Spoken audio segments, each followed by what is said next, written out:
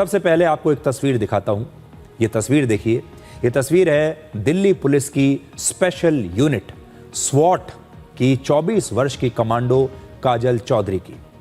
तस्वीर को देखकर आपको क्या लगेगा? काजल चौधरी पर आज देश के हर माता पिता और हर परिवार को गर्व होना चाहिए। एक शक्तिशाली महिला आपको दिखाई दे रही है जो कि कमांडो है, लेकिन आपको यह जानकर बेहद तकलीफ होगी कि जांबाज और बहादुर कमांडो काजल अब हमारे बीच नहीं है और ये किसी आतंकी हमले का शिकार नहीं हुई, किसी बहुत बड़े अपराधी के साथ एनकाउंटर में इनकी जान नहीं गई। जो महिला आतंकवाद और बड़े बड़े खतरों से लड़ती थी वो अपने घर की लड़ाई ही हार गई। क्या आप कल्पना कर सकते हैं कि बड़े बड़े अपराधियों आतंकवादियों से मुकाबला करने वाली काजल अपने पति से ही खुद को नहीं बचा पाई। 22 जनवरी की रात काजल चौधरी के पति अंकुर ने काजल को इतना पीटा कि उसकी मौत हो गई।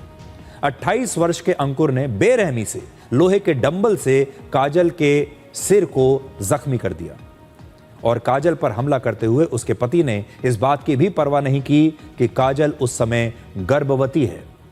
इस हमले में काजल गंभीर रूप से घायल हो गई और 5 दिन के बाद 27 जनवरी को काजल की मृत्यु हो गई।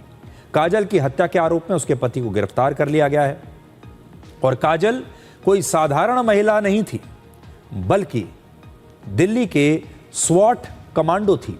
स्वॉट क्या होता है आपको बताते हैं, SWAT, स्वॉट कमांडो। कुछ तस्वीरें हम आपको दिखा रहे हैं, बड़ी स्क्रीन पर देखिए। ये होते हैं स्वॉट कमांडो। दिल्ली पुलिस की स्वॉट यानी स्पेशल वेपन्स एंड टैक्टिक्स एक स्पेशल यूनिट है जिसे एंटी टेरर ऑपरेशन के लिए वर्ष 2008 में मुंबई में हुए 26/11 हमले के बाद बनाया गया था और इसमें दिल्ली पुलिस की बहुत ही चुनिंदा अधिकारियों और महिलाओं को शानदार रिकॉर्ड और बेहतरीन फिजिकल फिटनेस के आधार पर भर्ती किया जाता है।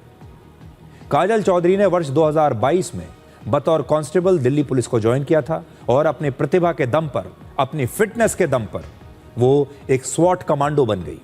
लेकिन दिल्ली पुलिस की हर अग्नि परीक्षा पास करने वाली ये महिला अपने पति के अत्याचार से हार गई और ये सिर्फ इसलिए हुआ क्योंकि हमारे देश की महिलाओं पर सदियों से एक मानसिक बोझ है जो उन्हें बचपन से उनके मन में भर दिया जाता है, जिसकी वजह से वो शायद अपने पति को ही परमेश्वर मानती हैं और पति के अत्याचारों को चुपचाप सहती रहती हैं क्योंकि उन्हें यही सिखाया जाता है।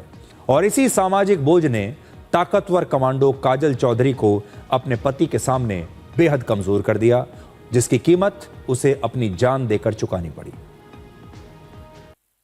शादी होने के बाद इनके घर वालों ने मेरी बेटी को टॉर्चर करना शुरू कर दिया। गाड़ी नहीं लाई, जबकि हमने 18-20 लाख रुपए लगाए शादी में, होटल में शादी करी।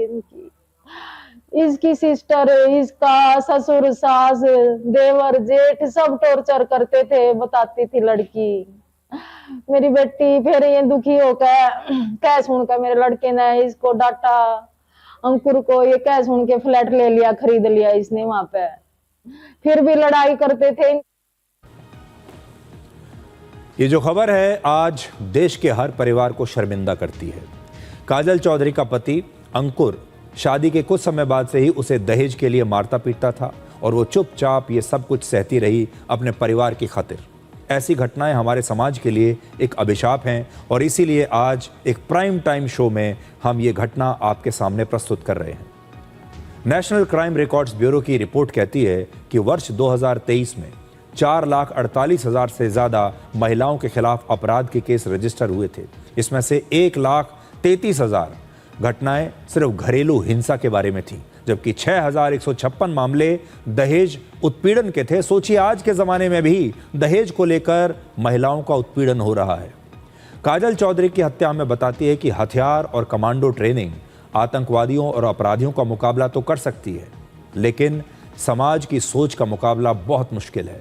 जब तक घरेलू हिंसा को घर का मामला समझा जाता रहेगा, तब तक काजल जैसी बेटियां अपने घरों में ही ऐसे ही दम तोड़ती रहेंगी।